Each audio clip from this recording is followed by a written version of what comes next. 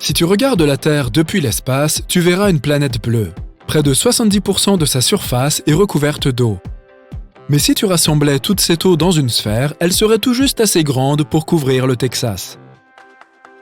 Les scientifiques sont presque certains que notre planète avait autrefois 2 lunes. À un moment donné, il y a longtemps, l'une d'elles s'est écrasée sur l'autre, qui est désormais le seul satellite naturel de la Terre. Jusqu'à récemment, il y avait un autre objet en orbite autour de notre planète. Il s'agissait d'une mini-lune temporaire appelée 2020 CD3. Ce minuscule caillou spatial a été attiré dans notre orbite il y a plus d'1 an. Les astronomes pensent que la mini-lune a quitté l'orbite de la Terre en mars. À la prochaine! En juillet, lorsque nous sommes plus éloignés du Soleil, le monde est globalement plus chaud qu'en janvier, lorsque nous en sommes plus proches. C'est parce qu'avec l'inclinaison de l'axe de la Terre, il y a plus de terre émergée dans la moitié nord de la planète que dans la moitié sud.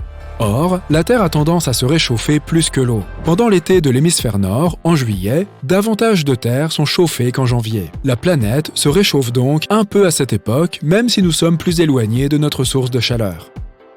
Les astronautes ont goûté le premier aliment cultivé et récolté dans l'espace en 2015.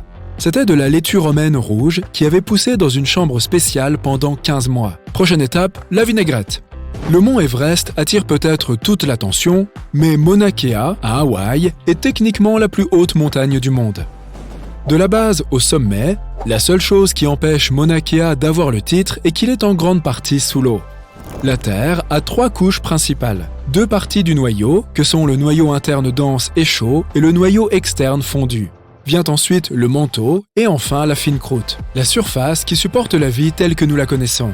Du moins, c'est ce que nous pensions, car les scientifiques ont récemment découvert une nouvelle couche mystérieuse située au plus profond du noyau interne solide. Le noyau interne de la Terre fait environ 2/3 de la taille de la Lune et est composé de nickel et de fer solide. Il est brûlant. La température au centre de notre planète est la même qu'à la surface du Soleil. Tout endroit qui reçoit annuellement très peu d'eau est considéré comme un désert. Et comme l'Antarctique est à peu près aussi grand que les États-Unis et le Mexique réunis, il remporte de loin le titre de plus grand désert du monde.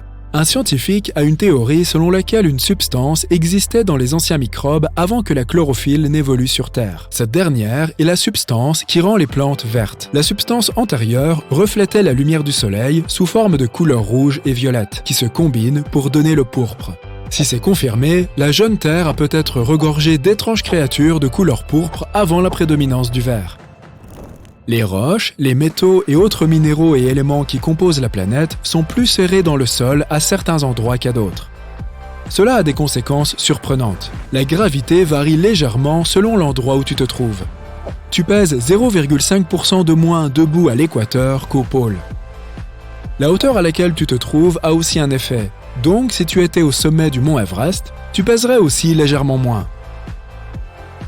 La baie d'Hudson, au Canada, est une anomalie gravitationnelle. Cette zone a une gravité plus faible que n'importe quel autre endroit sur Terre. Les tardigrades, également connus sous le nom d'oursons d'eau, sont d'adorables petites créatures à 8 pattes et à la tête écrasée. Malgré leur taille microscopique, ils peuvent pratiquement survivre partout.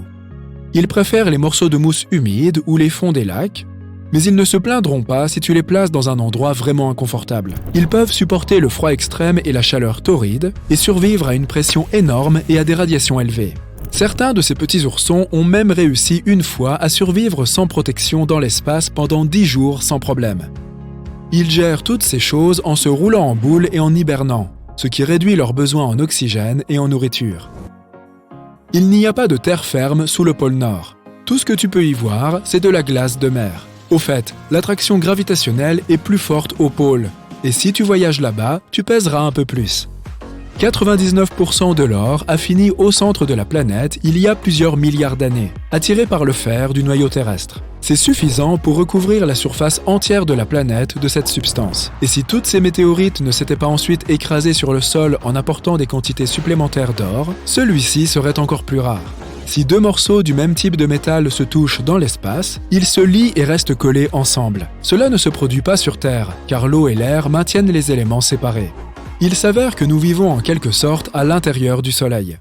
Son atmosphère s'étend bien au-delà de sa surface visible.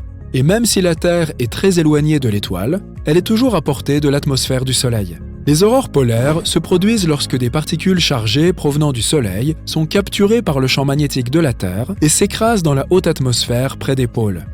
Le continent le plus au sud de la Terre, l'Antarctique, n'est que le 5e plus grand, mais il contient près de 70% de l'eau douce et 90% de la glace de la planète. Notre planète possède son champ magnétique grâce au métal liquide brûlant qui coule à l'intérieur de son noyau externe. Cela crée des courants électriques qui, à leur tour, génèrent le champ magnétique. La Terre est la planète la plus dense du système solaire, mais cette densité varie selon la profondeur. Par exemple, la croûte est moins dense que le noyau métallique solide. Tu marches, tu cours, tu sautes, mais quand tu t'arrêtes, tu as toujours l'impression d'être immobile. En réalité, tu es en mouvement même lorsque tu es parfaitement immobile, car la Terre est toujours en mouvement.